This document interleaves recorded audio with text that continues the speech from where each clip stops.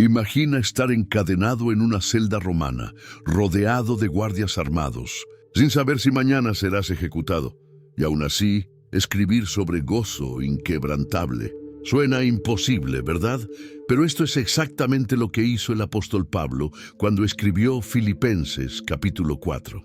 Este capítulo no es solo un texto antiguo, es un código de supervivencia espiritual que ha sostenido a millones durante 20 siglos. Contiene el antídoto más poderoso contra la ansiedad, una fórmula probada para paz mental en medio del caos, y el secreto para encontrar contentamiento cuando todo se derrumba. Dos mujeres peleaban públicamente, la iglesia estaba bajo ataque, y Pablo, desde su prisión, escribió palabras que cambiarían la historia para siempre. ¿Qué hace a este capítulo tan especial? ¿Por qué psicólogos modernos confirman su efectividad científica? ¿Cómo puede una carta de hace 2000 años resolver tus problemas de hoy? En los próximos minutos descubrirás las 4 llaves maestras escondidas en este capítulo que transformarán completamente tu manera de enfrentar la vida. Prepárate, porque lo que estás a punto de descubrir no es teoría religiosa, es poder transformador real. Pablo estaba preso, no en una celda oscura y húmeda como muchos imaginan, sino bajo arresto domiciliario en Roma, vigilado día y noche por soldados romanos. Era aproximadamente el año 60 o 62 después de Cristo. Y el apóstol llevaba una cadena atada a su muñeca conectada directamente a un guardia. Cada vez que se movía, la cadena sonaba. Cada vez que quería escribir, tenía que hacerlo con ese metal frío, recordándole su condición de prisionero. Pero algo extraño sucedía en esa casa convertida en prisión. Pablo no estaba derrotado ni silenciado. Al contrario, desde allí dictaba cartas que cambiarían el mundo para siempre. En el primer capítulo de Filipenses, él mismo explicó su situación cuando escribió en el versículo 13: «Mis prisiones se han hecho patentes en Cristo en todo el pretorio y a todos los demás». Los guardias que debían vigilarlo terminaban escuchando el Evangelio. La cadena que debía detenerlo se convirtió en su plataforma de predicación. Roma era el centro del poder mundial. Allí se decidía el destino de naciones enteras. Y allí estaba Pablo, esperando que el emperador Nerón decidiera si vivía o moría. Pero en lugar de escribir cartas desesperadas pidiendo ayuda legal o quejándose de su injusta situación, Pablo escribió sobre gozo, paz y contentamiento. Su celda se transformó en un lugar donde nacían palabras de vida eterna. Los historiadores creen que Pablo tenía permiso de recibir visitas y cierta libertad limitada dentro de la casa donde estaba confinado. Podía hablar con quienes venían a verlo, pero no podía salir. Imagina la escena. Un hombre de edad avanzada, con marcas de golpes y tortura de años de persecución, sentado en una silla simple con una cadena en su brazo, dictando palabras a un escriba mientras un soldado romano observaba cada movimiento. Y fue desde ese lugar, desde esa condición de aparente derrota, que nacieron las palabras más poderosas sobre victoria espiritual que el mundo haya conocido. Pablo no esperó estar libre para enseñar sobre libertad. No esperó estar cómodo para hablar sobre contentamiento. Su mensaje brotaba de una experiencia real, probada en el peor de los escenarios. Filipos no era una ciudad cualquiera en el corazón de Pablo. Era especial, muy especial. Esta ciudad, ubicada en Macedonia, en lo que hoy es Grecia, fue el primer lugar en Europa donde se predicó el Evangelio de Jesucristo. Pablo había llegado allí años atrás, obedeciendo una visión que tuvo en la noche donde un hombre macedonio le rogaba: «Pasa a Macedonia y ayúdanos», como está registrado en Hechos 16:9. En Filipos sucedieron cosas extraordinarias. La primera convertida fue una mujer llamada Lidia, una comerciante de telas púrpuras. Después, Pablo y Silas fueron golpeados brutalmente y arrojados a la cárcel por expulsar un demonio de una joven esclava. Pero a medianoche, mientras cantaban himnos en la prisión, un terremoto sacudió los cimientos, las puertas se abrieron y las cadenas se soltaron. El carcelero, aterrorizado y a punto de suicidarse, terminó entregando su vida a Cristo junto con toda su familia. Desde aquellos días dramáticos, la iglesia de Filipos creció con fuerza. Pero lo que hacía a esta comunidad diferente era su corazón generoso hacia Pablo. Cuando el apóstol les escribió en Filipenses 4, 15, 16, les recordó: «Ninguna iglesia participó conmigo en razón de dar y recibir, sino vosotros solos. Pues a una Tesalónica me enviasteis una y otra vez para mis necesidades». Mientras otras iglesias lo olvidaron o incluso lo criticaron, los filipenses le enviaron ayuda económica repetidas veces. No lo hicieron una sola vez por compromiso, sino una y otra vez por amor genuino. Cuando Pablo estaba en Tesalónica predicando, ellos le enviaron dinero. Cuando estaba en otras ciudades enfrentando dificultades, ellos estaban allí con su apoyo. Y ahora, estando preso en Roma, nuevamente habían juntado una ofrenda y se la habían enviado.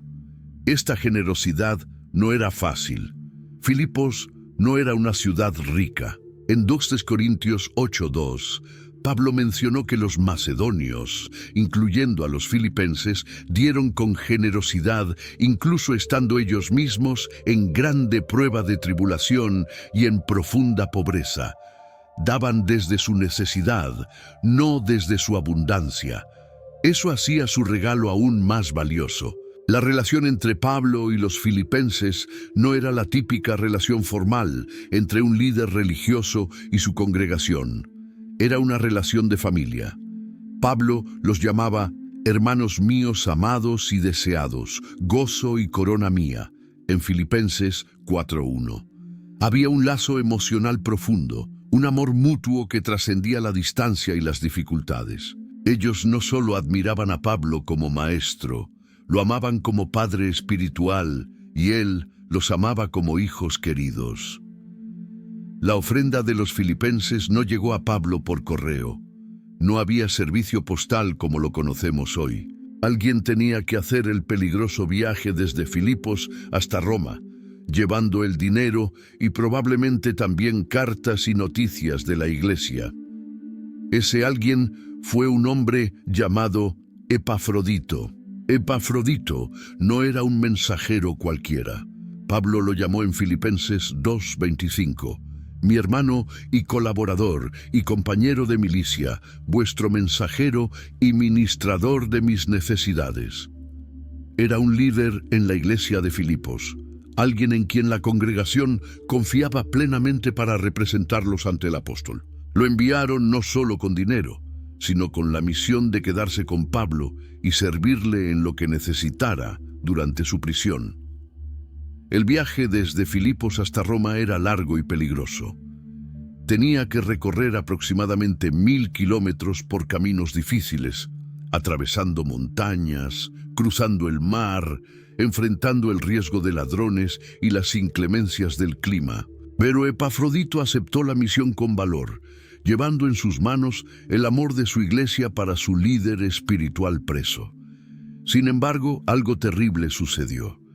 En algún momento del viaje o después de llegar a Roma, Epafrodito cayó gravemente enfermo, tan enfermo que estuvo al borde de la muerte. Pablo lo describió en Filipenses 2:27 diciendo, pues en verdad estuvo enfermo, a punto de morir. No era una gripe común. Era una condición seria que lo puso en peligro real de perder la vida. La noticia de su enfermedad llegó de alguna manera hasta Filipos y la iglesia quedó angustiada.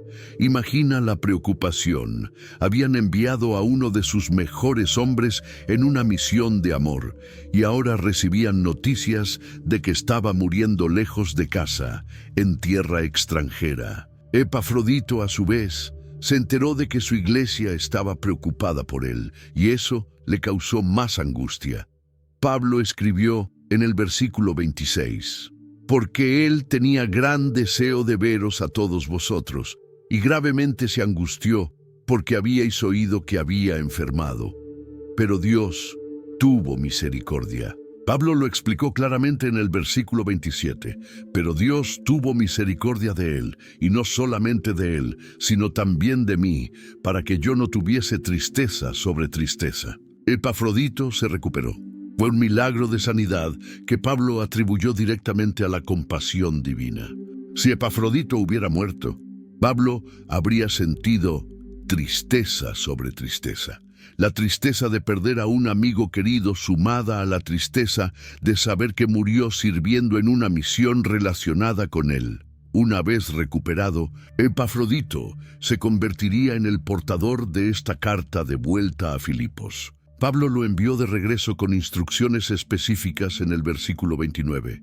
Recibidle, pues, en el Señor, con todo gozo, y tened en estima a los que son como él. Quería que la iglesia lo recibiera como héroe, no como alguien que había fallado en su misión. Epafrodito había arriesgado literalmente su vida por la obra de Cristo. Mientras Pablo estaba preso en Roma, la iglesia de Filipos no estaba viviendo días tranquilos. Enfrentaban problemas serios que amenazaban su existencia misma. Había presión desde afuera y conflictos desde adentro. Una combinación peligrosa que podía destruir a cualquier comunidad. La persecución externa era real. Filipos era una colonia romana, lo que significaba que funcionaba como una extensión de Roma misma en territorio conquistado. Sus ciudadanos tenían privilegios especiales, pero también estaban bajo vigilancia estricta de las autoridades imperiales. Ser cristiano en ese ambiente era arriesgado. El Imperio Romano permitía muchas religiones, pero el cristianismo era visto con sospecha porque los cristianos se negaban a adorar al emperador como Dios. Pablo ya había experimentado esa persecución personalmente en Filipos años atrás, cuando fue golpeado y encarcelado allí. Ahora, los creyentes filipenses estaban pasando por algo similar. En Filipenses 1:29-30, Pablo les escribió: porque a vosotros os es concedido a causa de Cristo, no solo que creáis en Él, sino también que padezcáis por Él, teniendo el mismo conflicto que habéis visto en mí. Y ahora oís que hay en mí. La persecución no era abstracta. Significaba perder trabajos, ser rechazados por familias, enfrentar multas económicas y, en casos extremos, ser arrestados o golpeados. Algunos cristianos filipenses probablemente perdieron sus negocios por negarse a participar en festivales paganos obligatorios. Otros fueron humillados públicamente por su fe. Vivir como cristiano en Filipos requería coraje diario, pero la amenaza externa no era la única. Había también división interna. Maestros falsos habían llegado a la región predicando un evangelio distorsionado. Pablo los mencionó con dureza en Filipenses 3:2. Guardaos de los perros, guardaos de los malos obreros, guardaos de los mutiladores del cuerpo. Estos maestros insistían en que los cristianos gentiles debían circuncidarse y seguir todas las leyes ceremoniales judías para ser verdaderamente salvos. Este mensaje confundía a los creyentes y creaba divisiones. Algunos empezaban a dudar si su fe era suficiente o si necesitaban añadir obras y rituales para ser aceptados por Dios. La pureza del Evangelio de la Gracia estaba siendo contaminada con legalismo religioso. Pablo, que había peleado esta batalla en otras iglesias, sabía lo destructivo que podía ser este error. Además, había tensiones personales dentro de la congregación misma. Algunos miembros predicaban a Cristo por envidia y rivalidad, según Filipenses 1:15. Había competencia, orgullo y conflictos de ego, incluso entre quienes proclamaban el mismo evangelio. La iglesia necesitaba urgentemente unidad, pero las personalidades chocaban y las ambiciones personales creaban fracturas. Pablo sabía que su amada iglesia de Filipos estaba en un momento crítico. Podían salir fortalecidos de estas pruebas o podían desintegrarse bajo la presión. Por eso su carta no era solo un mensaje de agradecimiento por la ofrenda. Era un manual de supervivencia espiritual para una comunidad bajo ataque desde múltiples frentes. Cuando Pablo llegó al capítulo 4 de su carta, no comenzó con teoría abstracta ni con principios generales. Fue directo a un problema específico y concreto que estaba dañando a la iglesia de Filipos. En los versículos 2 y 3, escribió algo que debió haber impactado a toda la congregación. Ruego a Evodia y a Síntique que sean de un mismo sentir en el Señor. Asimismo te ruego también a ti, compañero fiel, que ayudes a estas que combatieron juntamente conmigo en el Evangelio. Dos mujeres, Evodia y Síntique, estaban en conflicto público. No conocemos los detalles de su desacuerdo. La Biblia no nos dice si era por cuestiones doctrinales, por métodos de ministerio, por ofensas personales o por malentendidos. Lo que sí sabemos es que el problema era lo suficientemente serio como para que Pablo lo mencionara por nombre en una carta que sería leída en voz alta delante de toda la iglesia. Mencionar nombres específicos no era algo que Pablo hacía a la ligera. Lo hacía solo cuando el problema era público y estaba afectando a toda la comunidad. El hecho de que ambas mujeres fueran nombradas sugiere que ninguna de las dos estaba completamente en lo correcto. No era un caso de una víctima inocente y una agresora culpable. Ambas necesitaban humillarse y reconciliarse. Lo interesante es que Pablo no las llamó problemáticas o carnales.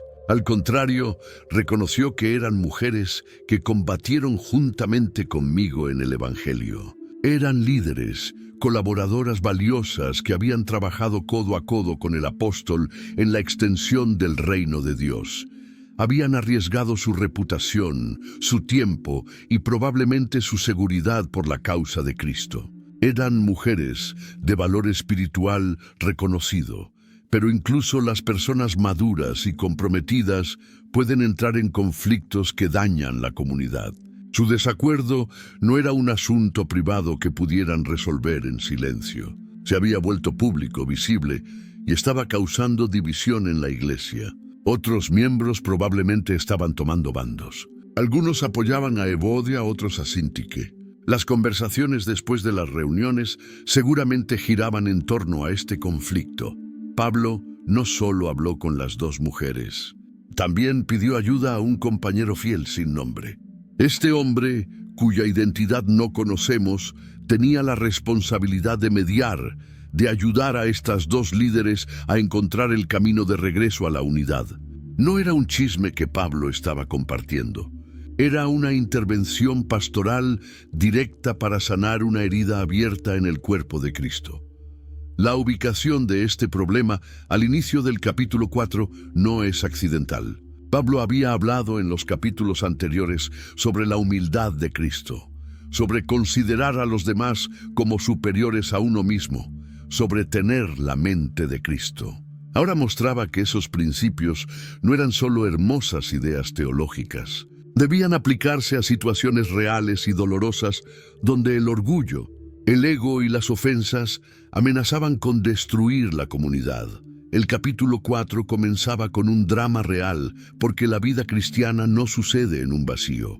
Sucede en medio de relaciones humanas complicadas, donde personas imperfectas con diferentes personalidades y opiniones deben aprender a amarse y perdonarse. Y Pablo estaba a punto de dar las herramientas prácticas para que eso fuera posible. Los primeros 3 capítulos de Filipenses habían sido un viaje teológico profundo.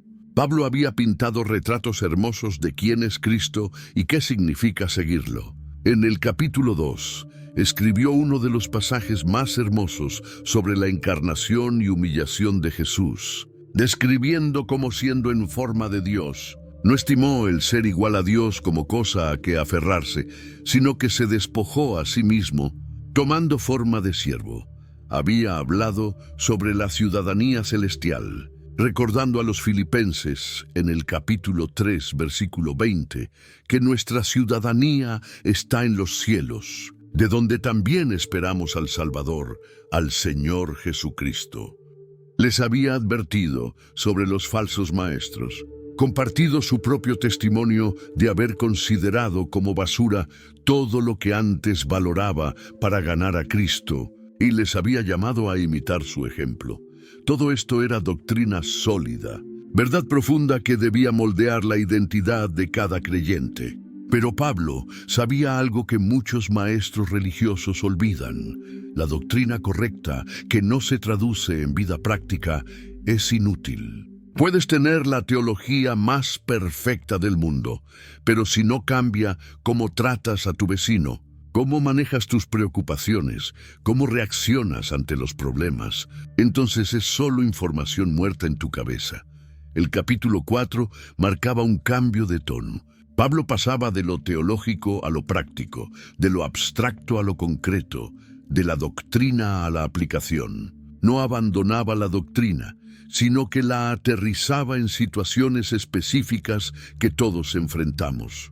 Conflictos relacionales, ansiedad, control de pensamientos, contentamiento en medio de dificultades. Es como si Pablo dijera: ya les he mostrado el carácter de Cristo. Ya les he explicado qué significa tener su mente. Ahora les voy a mostrar cómo se ve eso el lunes por la mañana cuando te levantas y enfrentas tu día real con problemas reales y personas reales. Esta transición no era un descenso de lo importante a lo trivial, era todo lo contrario. Era la prueba de fuego de si realmente habían entendido lo que Pablo les había enseñado.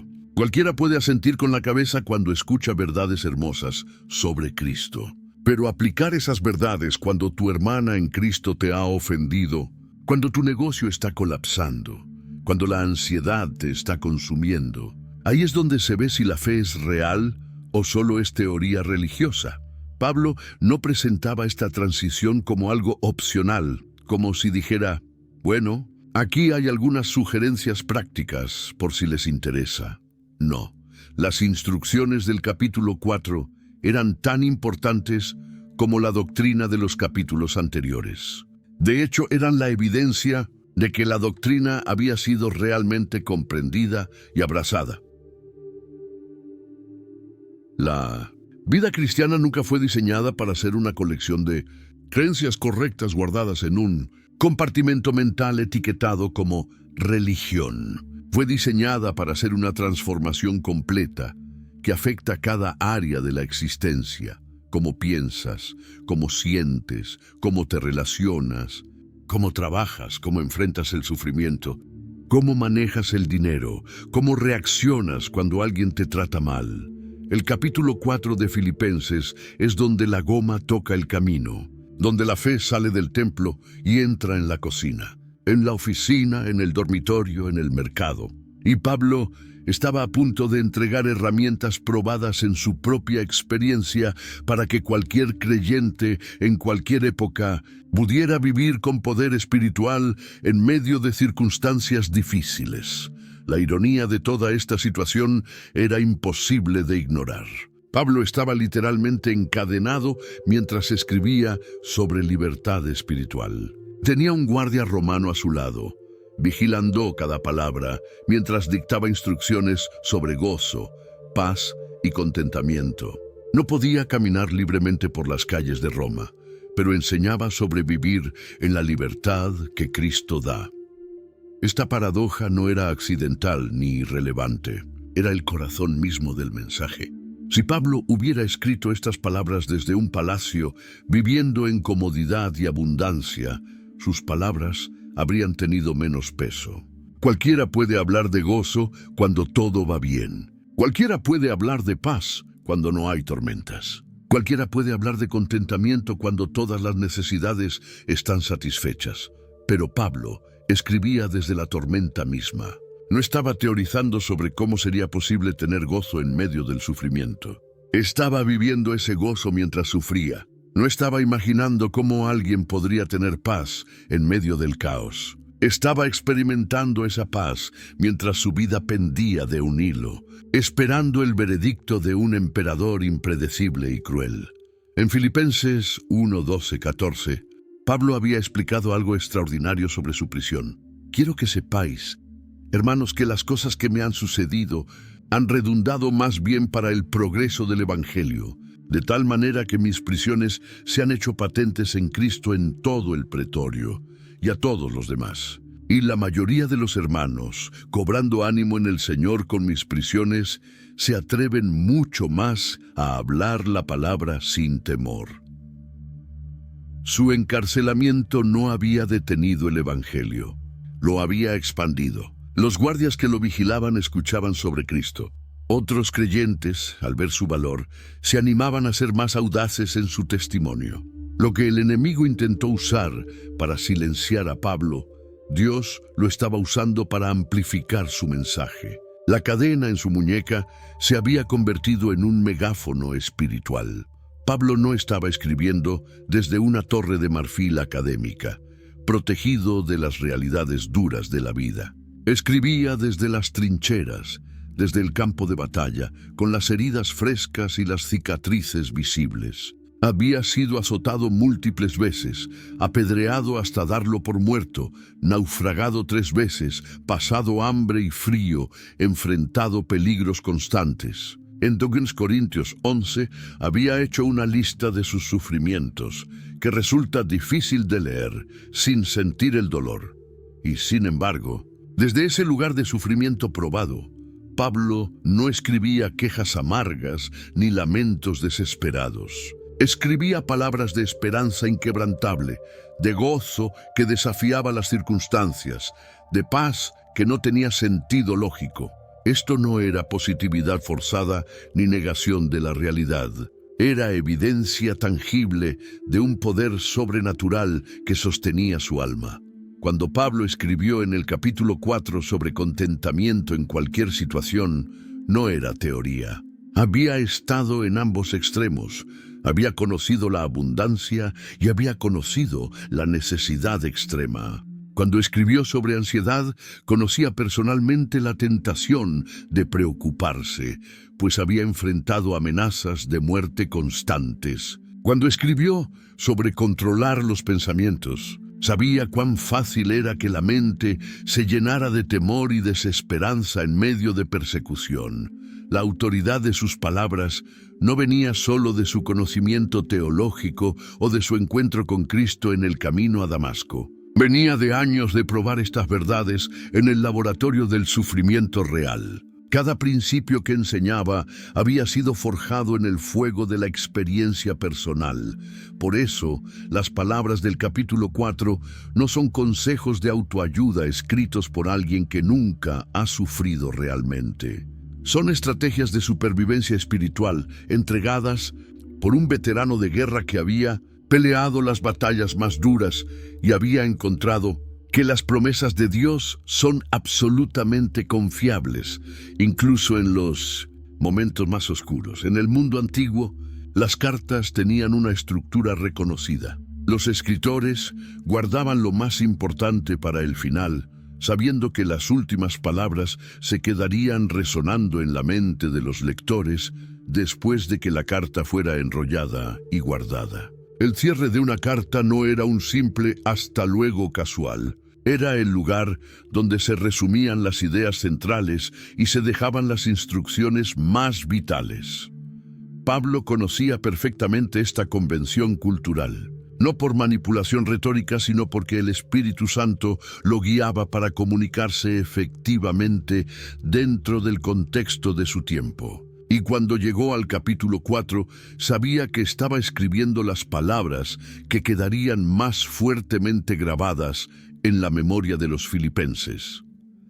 Las cartas se leían en voz alta en las reuniones de la iglesia. No había copias impresas para que cada persona llevara una a casa. La carta de Pablo sería leída públicamente, probablemente múltiples veces, y los creyentes tendrían que memorizar las partes más importantes. El capítulo final era estratégico, porque era lo que más fácilmente recordarían cuando enfrentaran dificultades durante la semana. Pablo no desperdició esta oportunidad. En lugar de llenarlo con saludos personales extensos o bendiciones genéricas, Concentró en el capítulo 4 instrucciones prácticas y concretas que podían marcar la diferencia entre sobrevivir espiritualmente o naufragar en la fe. Cada frase fue escogida con cuidado, cada mandato fue dado con propósito claro. Primero abordó el conflicto entre Evodia y Síntique, mostrando que la unidad relacional no es opcional sino esencial. Luego dio la orden de regocijarse siempre, estableciendo que el gozo cristiano no depende de circunstancias. Después, entregó la fórmula contra la ansiedad que ha sostenido a millones a través de los siglos. Continuó con instrucciones sobre control mental y pensamientos puros. Finalmente, habló sobre contentamiento aprendido y la provisión divina. Todo esto en un solo capítulo. No era relleno. No era palabrería religiosa para terminar bonito. Era munición espiritual empacada cuidadosamente para que los creyentes la usaran en las batallas diarias de la vida real. Cada versículo tenía peso. Cada frase podía marcar una diferencia eternal en cómo alguien enfrentaba la adversidad. Y funcionó. Durante 2000 años, incontables creyentes han recurrido a Filipenses capítulo 4 en sus momentos más oscuros. Prisioneros en campos de concentración lo memorizaron para mantenerse cuerdos. Misioneros en situaciones peligrosas lo citaron para encontrar valor. Personas atravesando depresión lo leyeron para encontrar esperanza. Matrimonios al borde del colapso encontraron en él principios para reconstruir. El capítulo 4 se convirtió en uno de los textos más amados y citados de toda la Biblia. No por accidente, sino porque Pablo, guiado por el Espíritu Santo, usó estratégicamente ese espacio final de su carta para entregar verdades que trascienden el tiempo y la cultura. Las palabras que escribió encadenado en Roma siguen liberando almas en prisiones modernas, tanto físicas como emocionales y espirituales. Después de tratar el conflicto entre Evodia y Síntique, Pablo lanzó un mandato que parecía imposible. En Filipenses 4:4 escribió: regocijaos en el Señor siempre. Otra vez digo, regocijaos. La repetición no era accidental. Pablo lo dijo 2 veces en la misma frase para que nadie lo pasara por alto. No era una sugerencia casual. Era un mandamiento directo que debía obedecer cada creyente sin excepción. La palabra siempre es la que hace que este versículo sea tan radical y desafiante. Pablo no dijo regocijaos cuando las cosas vayan bien, o regocijaos si os sentís felices. Dijo siempre, sin excepciones, sin pausas, sin vacaciones de gozo. Siempre significa en la prisión y en la libertad, en la salud y en la enfermedad. Cuando la gente te trata bien y cuando te persiguen injustamente, cuando tienes dinero en el banco y cuando no sabes cómo pagarás la próxima comida. Cada momento, cada circunstancia, cada situación debe estar marcada por este gozo. La clave está en las 3 palabras que siguen, en el Señor. Pablo no estaba pidiendo que las personas fingieran estar felices o que negaran sus emociones reales. Estaba señalando una fuente de gozo que es completamente independiente de las circunstancias externas. El gozo cristiano no viene de lo que te rodea, sino de quien vive dentro de ti. No depende de factores cambiantes, sino de una realidad constante, la presencia permanente de Dios en tu vida. Cuando Pablo escribió este mandato, él mismo estaba viviendo su realidad. Estaba encadenado, enfrentando posible ejecución, separado de las iglesias que amaba, limitado en su capacidad de predicar libremente. Y sin embargo, toda la carta a los filipenses está saturada de gozo. Mencionó el gozo y el regocijo más de 15 veces en 4 capítulos cortos. No era teoría bonita. Era su experiencia diaria, vivida en carne propia bajo condiciones extremadamente difíciles. El gozo en el Señor es completamente diferente de la felicidad común que el mundo conoce. La felicidad depende de lo que sucede externamente. Si suceden cosas buenas, estás feliz. Si suceden cosas malas, pierdes la felicidad rápidamente. Es como una montaña rusa emocional, controlada por factores externos que no puedes controlar. Pero el gozo del Señor es como un río profundo que corre por debajo de la superficie, constante y firme, sin importar qué tormenta sople arriba. Y Pablo repitió el mandato. Otra vez digo, regocijaos. Como si supiera que la gente lo leería, pensaría, eso es imposible para mí, y pasaría rápidamente al siguiente versículo. Entonces lo dice nuevamente, como golpeando una puerta 2 veces, para asegurarse absolutamente de que alguien escuche y preste atención. Inmediatamente después del mandato sobre el gozo, Pablo dio otra instrucción poderosa en el versículo 5. Vuestra gentileza sea conocida de todos los hombres. No dijo que la gentileza fuera un secreto interno de la iglesia o una cualidad privada entre creyentes. Dijo que debía ser conocida, visible, evidente y notoria ante todos los hombres. Los creyentes debían tener una reputación pública clara de ser personas genuinamente gentiles. La palabra traducida como gentileza en este versículo tiene un significado muy rico en el idioma griego original. Incluye la idea de ser moderado, razonable, considerado, paciente y no insistir en todos tus derechos, incluso cuando legalmente o técnicamente podrías hacerlo. Es exactamente lo opuesto a ser duro, exigente, inflexible, rígido o agresivo. Es una cualidad que hace que las personas sientan alivio y no tensión cuando te ven acercarte. Este mandato era especialmente radical en el contexto histórico del Imperio Romano. Roma había conquistado el mundo conocido con brutalidad militar sin piedad. La fuerza bruta, la dominación absoluta y la dureza implacable eran valores culturales admirados en toda la sociedad.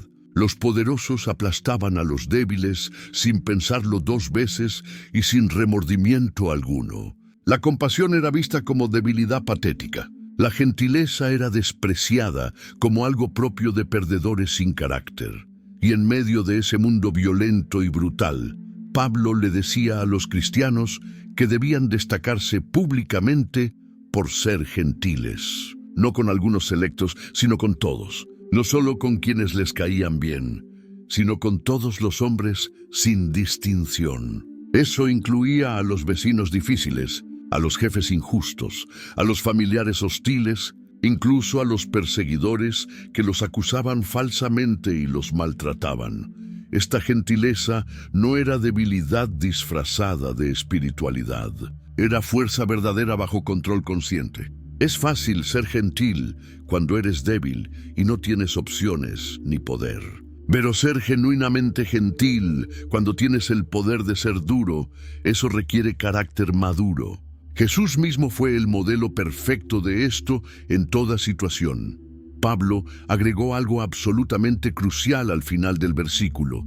El Señor está cerca. Esta frase explica por qué los cristianos pueden permitirse ser gentiles, incluso cuando otros abusan de esa gentileza repetidamente. Porque el Señor está cerca, observando cada situación, y Él se encargará de la justicia final perfecta. En los versículos 6 y 7, Pablo presentó una de las recetas más poderosas contra la ansiedad que jamás se haya escrito en la historia. Comenzó con una prohibición directa y clara: por nada estéis afanosos. La palabra nada no deja ningún espacio para excepciones o situaciones especiales. No importa cuán grande sea el problema, cuán legítima sea la preocupación, cuán aterradora sea la situación enfrentada. Por nada estéis afanosos significa exactamente eso. Pablo sabía perfectamente que simplemente prohibir la ansiedad sin dar una alternativa práctica sería cruel, inútil y frustrante.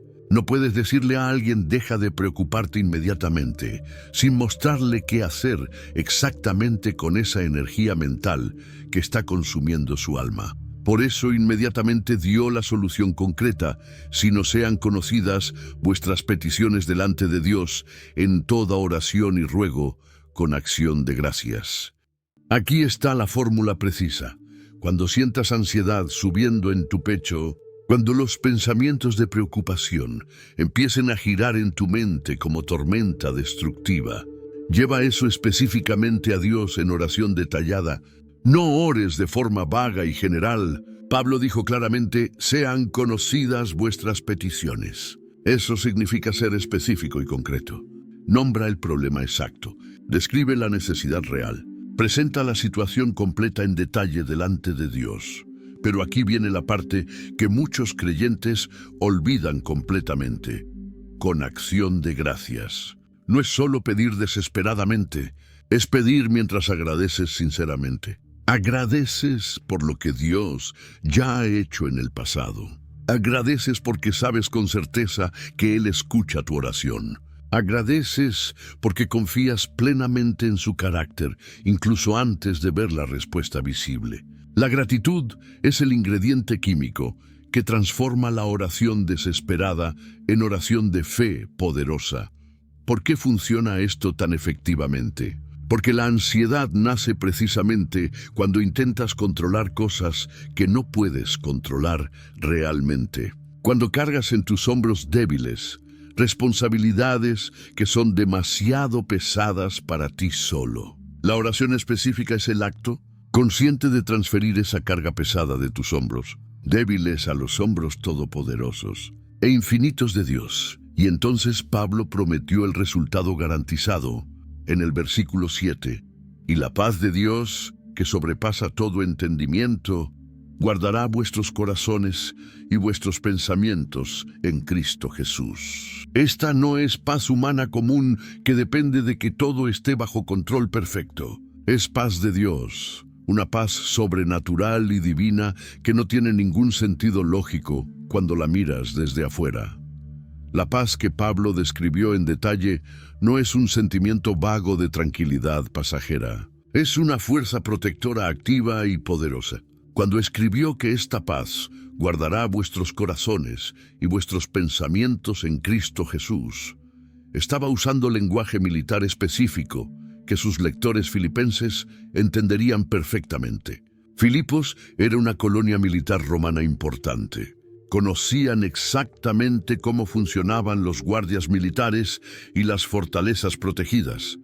Un guardia romano tenía una tarea específica y clara: vigilar constantemente sin descanso y repeler cualquier amenaza inmediatamente. No dormía durante su turno asignado, no se distraía con nada. Su única responsabilidad era proteger lo que se le había confiado.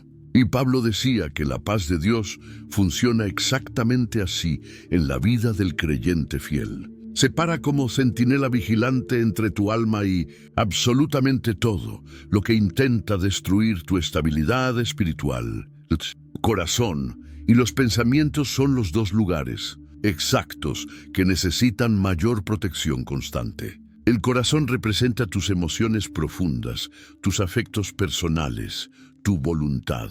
Es donde sientes el dolor agudo, el miedo paralizante, la tristeza profunda, la frustración intensa. Los pensamientos representan tu mente racional, tu capacidad de razonar, tu forma de procesar la realidad. Ambos están constantemente bajo ataque feroz. Sin esta paz guardiana activa, el corazón se vuelve terriblemente vulnerable a la amargura corrosiva, el resentimiento destructivo, el desánimo profundo y paralizante. La mente se llena peligrosamente de obsesiones destructivas, escenarios catastróficos imaginarios, memorias dolorosas en bucle infinito. Pero cuando la paz de Dios monta guardia fielmente, hay una barrera sobrenatural que dice firmemente, hasta aquí y no más allá. Lo verdaderamente notable es que esta paz viene después de la oración con acción de gracias. No es algo que fabricas con esfuerzo mental intenso. No es resultado de repetir afirmaciones positivas hasta convencerte artificialmente. Es un regalo sobrenatural que Dios deposita directamente en tu interior cuando has vaciado completamente tu ansiedad delante de Él, en oración específica y agradecida. Y esta paz guarda específicamente en Cristo Jesús. Esa pequeña frase es absolutamente crucial para entender. No es una paz que existe flotando en el aire místico, disponible para cualquiera que aplique una técnica psicológica. Es una paz que solo se experimenta en conexión vital con Cristo vivo. En el versículo 8, Pablo cambió deliberadamente de enfoque de la oración directa a los pensamientos controlados. Escribió con precisión: por lo demás, hermanos, todo lo que es verdadero, todo lo honesto, todo lo justo, todo lo puro, todo lo amable, todo lo que es de buen nombre, si hay virtud alguna, si algo digno de alabanza, en esto pensad. Aquí estaba entregando un filtro mental de 8 puntos específicos para controlar efectivamente la vida mental. La palabra pensad es activa e imperativa. No significa que estos pensamientos aparecerán automáticamente en tu mente. Significa que debes dirigir deliberadamente y con esfuerzo consciente tu mente hacia estas cosas específicas. Es una decisión consciente y continua de qué vas a permitir que ocupe tu espacio mental limitado. Pablo sabía algo que la ciencia moderna ha confirmado repetidamente. Aquello en lo que meditas constantemente determina directamente quién te conviertes. El primer filtro es verdadero. En un mundo lleno de mentiras, exageraciones y distorsiones, los creyentes deben anclar sus mentes firmemente en la verdad objetiva, no en chismes sin confirmar, no en teorías paranoides sin fundamento, no en noticias falsas que alimentan el miedo irracional. Solo lo que es genuinamente verdadero merece espacio en tu mente. Lo honesto significa lo que es digno de respeto y honor genuino. Son cosas que tienen peso moral real, que inspiran reverencia auténtica. Es lo opuesto exacto a lo vulgar, lo trivial, lo degradante, lo que rebaja. Si algo hace que tu espíritu se sienta sucio o rebajado, no pasa este filtro. Lo justo se refiere a lo que está moralmente correcto según Dios. No lo que es legal técnicamente o lo que todos hacen, sino lo que es genuinamente recto ante Dios. Si sabes que algo es injusto, aunque sea popular o ventajoso personalmente, no debe ocupar tu mente. Lo puro habla directamente de limpieza moral. En una cultura saturada de contenido sexual explícito, violencia gratuita y lenguaje corrompido, este filtro elimina cantidades masivas de lo que el mundo ofrece. Si contamina tu espíritu, si deja residuos de vergüenza, no es puro. Lo amable tiene que ver con lo que inspira afecto y calidez, no lo áspero, lo cruel, lo que endurece el corazón. Lo de buen nombre significa lo que tiene buena reputación por buenas razones. Pablo agregó 2 más: si hay virtud alguna, si algo digno de alabanza. En el versículo 9, Pablo no se detuvo en teoría abstracta. Escribió con autoridad personal. Lo que aprendisteis y recibisteis y oísteis y visteis en mí, esto haced, y el Dios de paz estará con vosotros. 4 verbos conectados al aprendizaje completo: aprender, recibir, oír, ver. Todos culminan en un solo verbo de acción: hacer. El conocimiento sin práctica es completamente inútil. Pablo no tenía vergüenza de ponerse a sí mismo como ejemplo viviente. No era arrogancia personal, era responsabilidad pastoral auténtica. Estaba diciendo claramente: no les estoy pidiendo absolutamente nada que yo no viva personalmente. Pueden mirar mi vida, lo que aprendieron de mi enseñanza, lo que recibieron como tradición que les pasé, lo que oyeron salir de mi boca, lo que vieron en mis acciones. Háganlo. Esta era la diferencia fundamental entre Pablo y los maestros religiosos hipócritas que Jesús condenó duramente. Aquellos decían una cosa y hacían otra completamente diferente. Cargaban a las personas con mandatos imposibles que ellos mismos no seguían. Pablo, en cambio, vivía primero lo que enseñaba. Su vida era un manual visual de cómo aplicar el Evangelio. Los filipenses habían aprendido de Pablo durante el tiempo que estuvo con ellos fundando la iglesia. Habían recibido las tradiciones y enseñanzas que él les transmitió como depósito sagrado. Habían oído sus sermones, sus consejos, sus oraciones públicas. Y lo más importante, habían visto cómo vivía cuando nadie lo obligaba a actuar. Cuando Pablo fue golpeado y encarcelado en Filipos, ellos vieron cómo respondió. No con amargura, sino con cantos a medianoche. No con quejas, sino con testimonio al carcelero. Cuando enfrentó oposición de otros predicadores envidiosos, ellos escucharon su respuesta llena de gracia. Ahora Pablo decía, esto haced. No era suficiente admirar su ejemplo. No bastaba con estar de acuerdo con sus enseñanzas. Debían ponerlas en práctica en sus propias vidas. Y entonces vino la promesa poderosa, y el Dios de paz estará con vosotros. En los versículos 11 y 12, Pablo compartió algo profundamente personal sobre su viaje espiritual largo.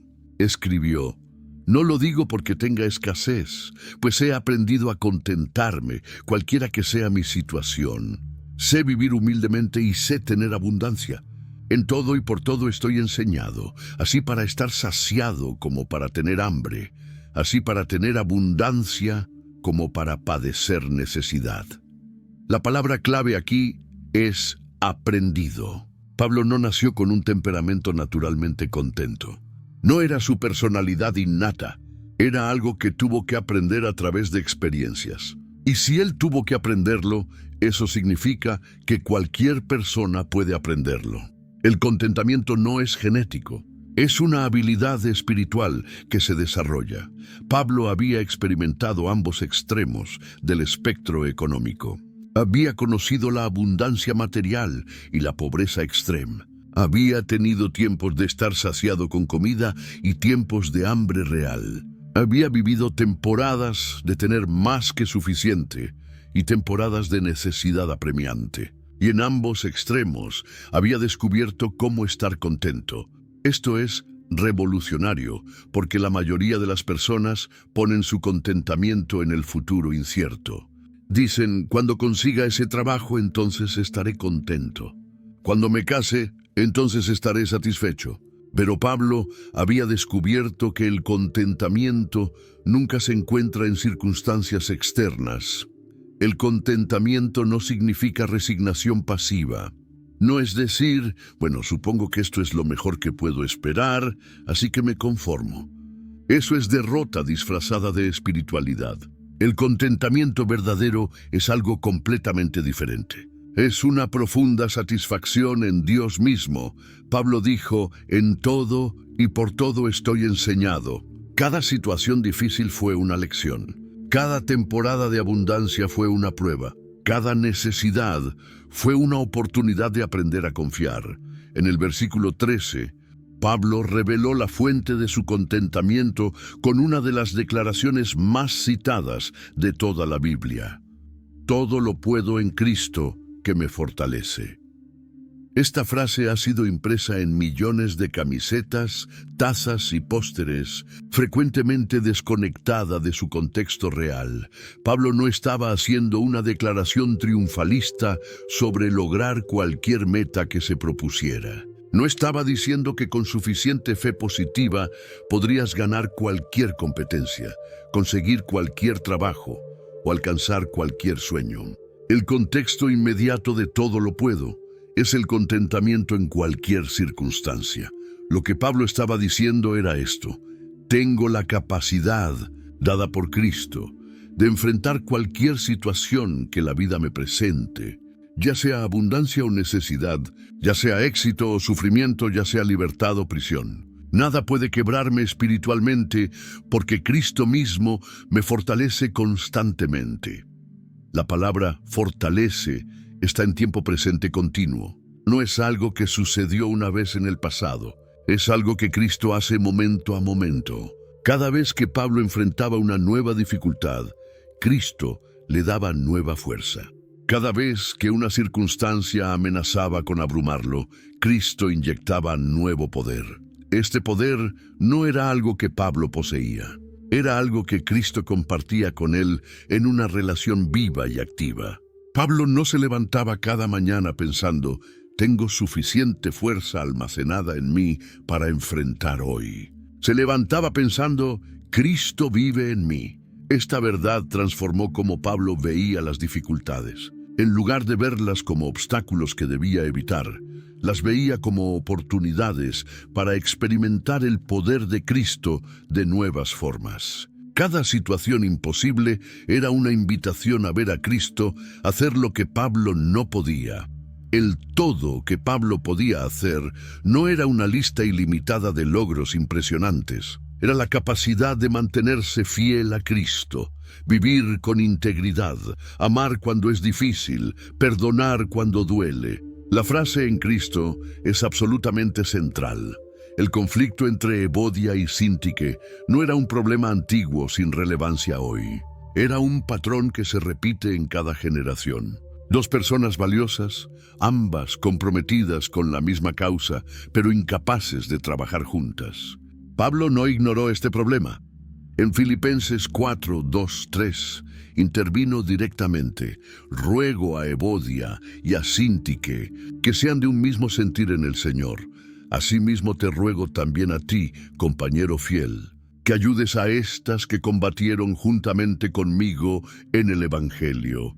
Aquí estaba el protocolo para sanar relaciones rotas. Primero, Pablo llamó a ambas mujeres por nombre. No señaló a una como culpable. Ambas necesitaban cambiar. Esto es crucial en conflictos modernos. Matrimonios donde ambos tienen responsabilidad, amistades dañadas donde ambos contribuyeron al problema, equipos de trabajo donde la tensión viene de ambos lados. El llamado era específico, sean de un mismo sentir en el Señor. Pablo no pidió que estuvieran de acuerdo en todo. Les pidió unidad en lo esencial, su relación con el Señor. Podían tener personalidades diferentes, opiniones distintas, pero debían estar unidas en Cristo. Este principio funciona cuando dos personas en conflicto recuerdan que pertenecen al mismo Señor. Segundo, Pablo involucró a un tercero. Pidió a un compañero fiel que ayudara. No dejó que las dos mujeres pelearan solas. Trajo mediación. En matrimonios fracturados hoy, esto significa buscar consejería. En amistades rotas, significa pedir ayuda a alguien maduro que ambas partes respeten. Tercero, Pablo les recordó su historia compartida. Estas que combatieron juntamente conmigo en el Evangelio, antes de pelear entre ellas, habían peleado juntas. Esta memoria es poderosa. Cuando un matrimonio está colapsando, recordar los años buenos puede ablandar corazones. Este patrón funciona porque ataca el conflicto desde tres ángulos: confrontación directa de ambas partes, intervención de mediador y recordatorio del propósito mayor que une. El mundo moderno enfrenta una crisis de ansiedad sin precedentes. Los diagnósticos de trastornos de ansiedad han aumentado dramáticamente. La gente vive en estado constante de preocupación, por dinero, por salud, por el futuro. Y en medio de esta epidemia, las palabras de Pablo en Filipenses 4, 6, 7 ofrecen una solución probada por 2000 años.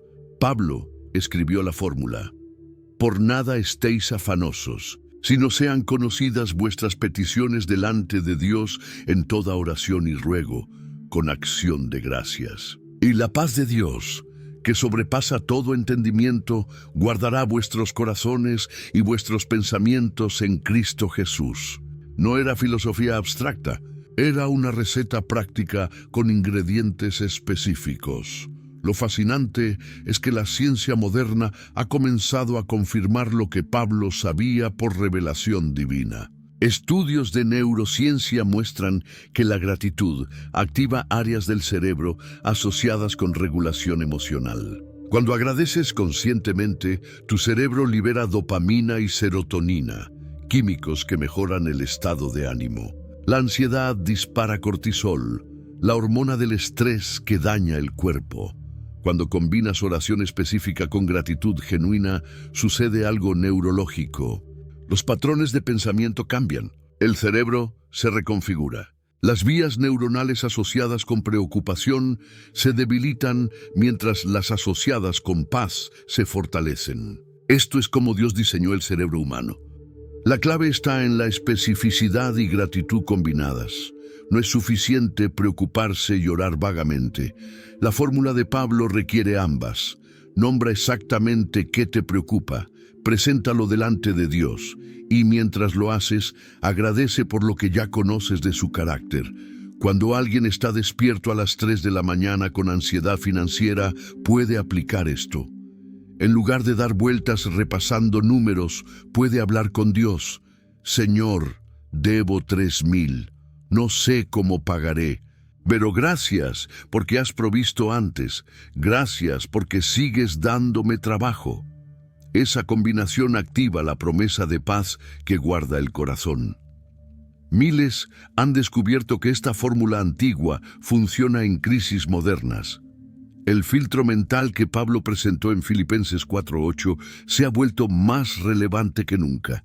Escribió: por lo demás, hermanos, todo lo que es verdadero, todo lo honesto, todo lo justo, todo lo puro, todo lo amable, todo lo que es de buen nombre, si hay virtud alguna, si algo digno de alabanza, en esto pensad.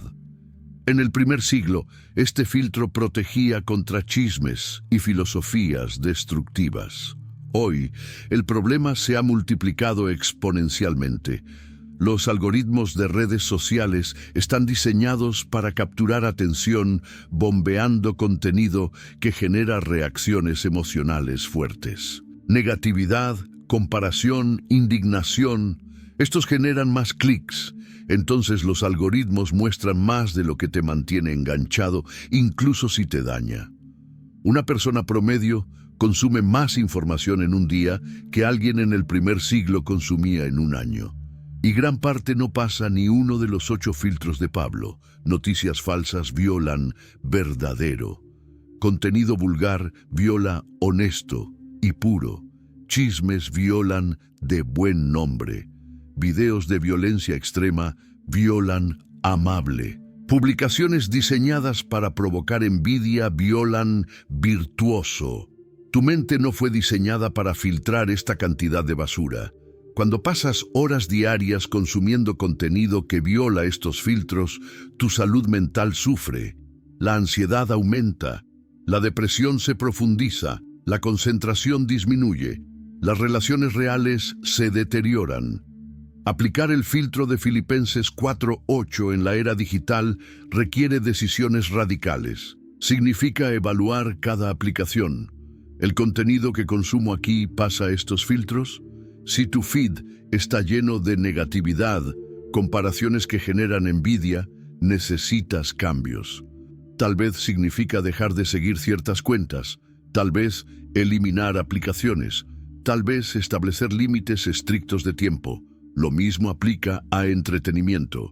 Si una serie está llena de inmoralidad sexual y violencia gratuita, no pasa el filtro de puro, no importa cuán popular sea. Y las conversaciones también necesitan este filtro. Si tus conversaciones siempre se convierten en sesiones de queja y chismes, están envenenando tu mente. La desintoxicación mental requiere ser agresivo en proteger lo que entra en tu mente. La sociedad moderna funciona con un motor específico: insatisfacción perpetua. Todo el sistema económico depende de que nunca estés contento. Los anuncios están diseñados para crear necesidades que no sabías que tenías. Las redes sociales te muestran constantemente lo que otros tienen. La moda cambia cada temporada. Los teléfonos lanzan nuevos modelos cada año. Esta programación cultural es opuesta a lo que Pablo enseñó en Filipenses 4:11-12. He aprendido a contentarme, cualquiera que sea mi situación. Sé vivir humildemente y sé tener abundancia. En todo y por todo estoy enseñado, así para estar saciado como para tener hambre, así para tener abundancia como para padecer necesidad. Pablo había descubierto que el contentamiento es interno, no externo. El sistema te dice: cuando tengas este auto, entonces serás feliz. Compras el auto. Eres feliz por 2 semanas. Luego ves un auto mejor y la insatisfacción regresa. Es una cinta sin fin de deseos sin satisfacción. Pablo ofrece escape de esta prisión. El contentamiento que él aprendió no dependía de circunstancias. Podía estar contento con poco o con mucho. La clave estaba en dónde encontraba su satisfacción. En Cristo, no en cosas. Cuando tu identidad está arraigada en Dios, las cosas materiales pierden su poder. Esto no significa que no debas tener metas. Pablo trabajaba duro, pero su paz interior no estaba atada a lograr esos planes. Podía adaptarse cuando los planes cambiaban. Aplicar esto hoy significa decisiones contraculturales. Significa no comprar algo nuevo solo porque salió una versión más nueva. Significa ver publicaciones de vacaciones lujosas sin sentir que tu vida es inadecuada. Significa conducir un auto usado sin vergüenza. El contentamiento aprendido ofrece libertad financiera real.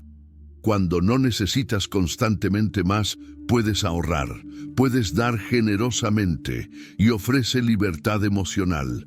Rompes la adicción a más que nunca satisface.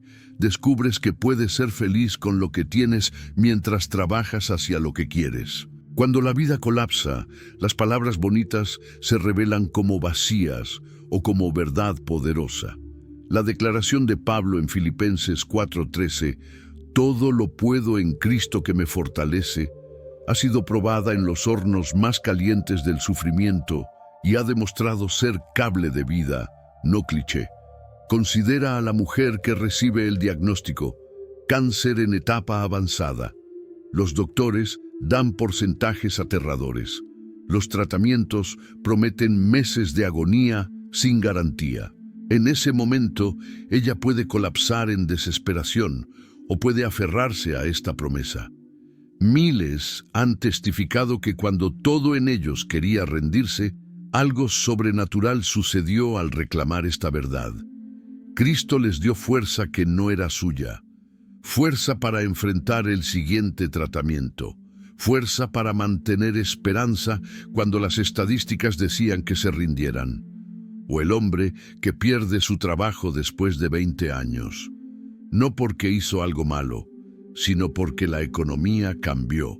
A los 50 años, con familia dependiendo de él, con hipoteca y deudas, la tentación de caer en depresión es masiva, pero esta promesa se convierte en ancla. Todo lo puedo en Cristo que me fortalece no significa que automáticamente conseguirá el trabajo perfecto mañana. Significa que tiene fuerza divina para levantarse cada día, actualizar su currículum, ir a entrevistas, manejar el rechazo, mantener su dignidad. O la mujer cuyo matrimonio de 15 años colapsa. El hombre que prometió amarla decidió que quiere otra vida. Ella enfrenta soledad, rechazo, incertidumbre financiera. El dolor emocional es tan intenso que levantarse de la cama parece imposible. Pero todo lo puedo en Cristo se convierte en su declaración diaria. No significa que el dolor desaparece, significa que Cristo le da fuerza para sobrevivir este día, para tomar la siguiente decisión correcta, para perdonar, para reconstruir su vida paso a paso. La clave está en entender qué significa todo. No significa que puedes lograr cualquier cosa que imagines. Significa que puedes enfrentar cualquier cosa que la vida te lance. Puedes soportar el sufrimiento. Puedes perdonar lo imperdonable.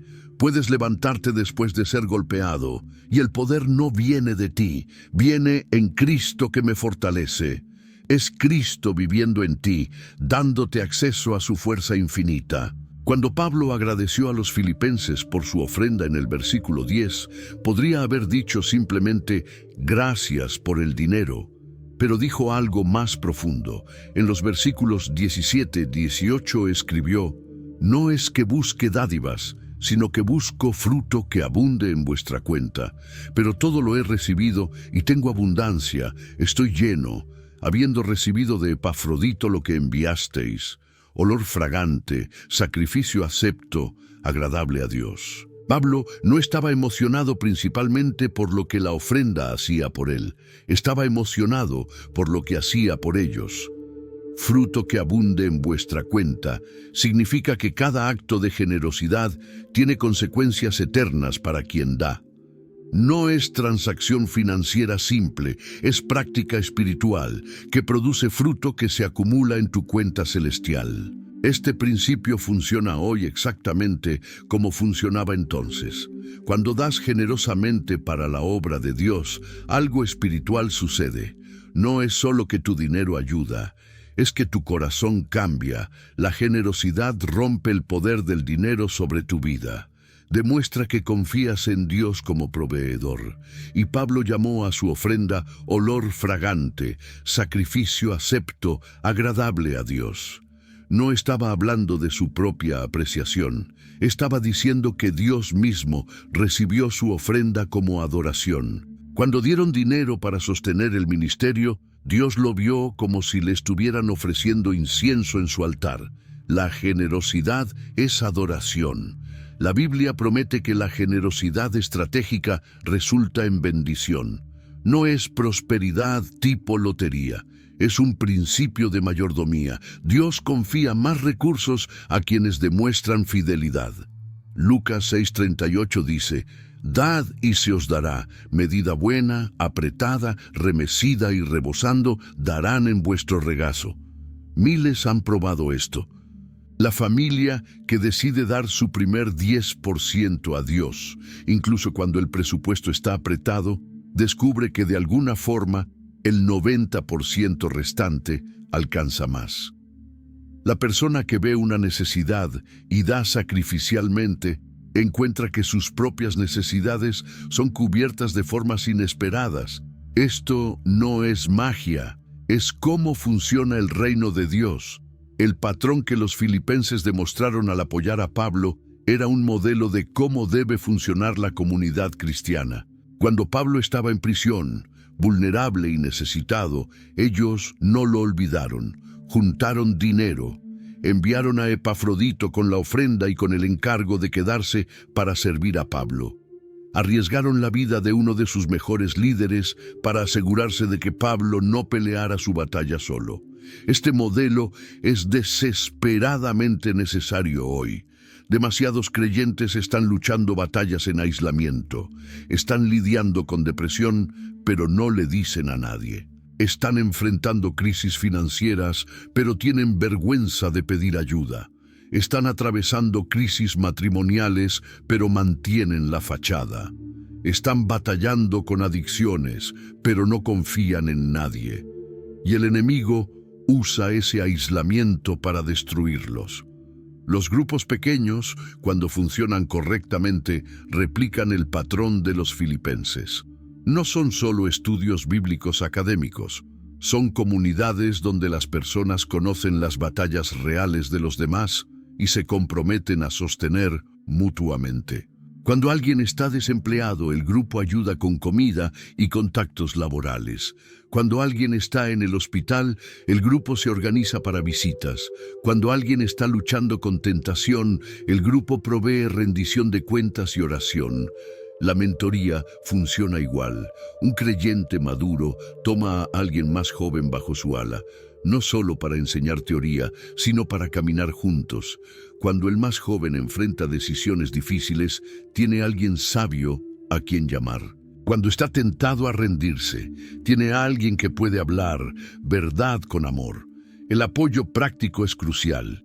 Los filipenses no solo oraron por Pablo, le enviaron dinero real. Hoy, eso significa que cuando un hermano pierde su trabajo, le ayudas con su renta. Cuando una hermana está abrumada como madre soltera, cuida a sus hijos para que descanse.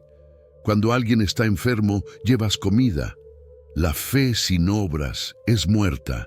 Pablo cerró su instrucción con una promesa masiva en el versículo 19. Mi Dios, pues, suplirá todo lo que os falta conforme a sus riquezas en gloria en Cristo Jesús. Esta no era promesa pequeña.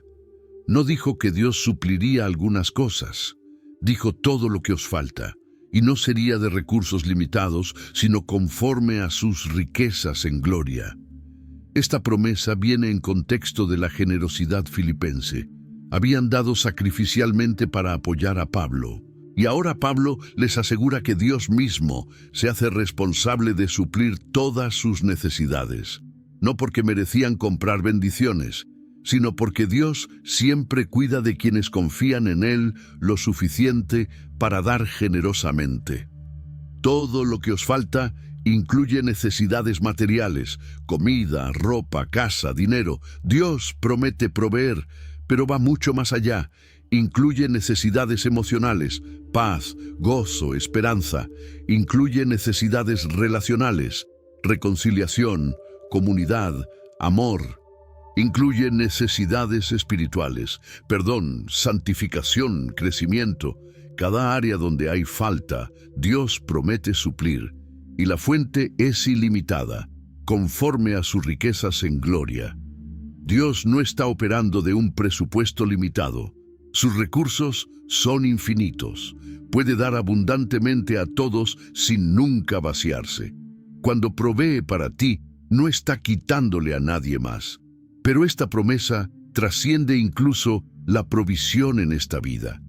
Pablo estaba mirando más allá de lo temporal hacia lo eterno. Las decisiones que los filipenses tomaron de dar generosamente, de apoyar el Evangelio, de vivir en santidad a pesar de persecución, tenían consecuencias eternas. Estaban acumulando tesoros en el cielo. Cada decisión presente tiene eco eterno. Cuando eliges perdonar en lugar de amargarte, eso cuenta. Cuando das generosamente cuando podrías ser egoísta, eso cuenta. Cuando mantienes integridad cuando podrías comprometer, eso cuenta. Cuando sirves fielmente sin reconocimiento humano, Dios lo ve y lo registra.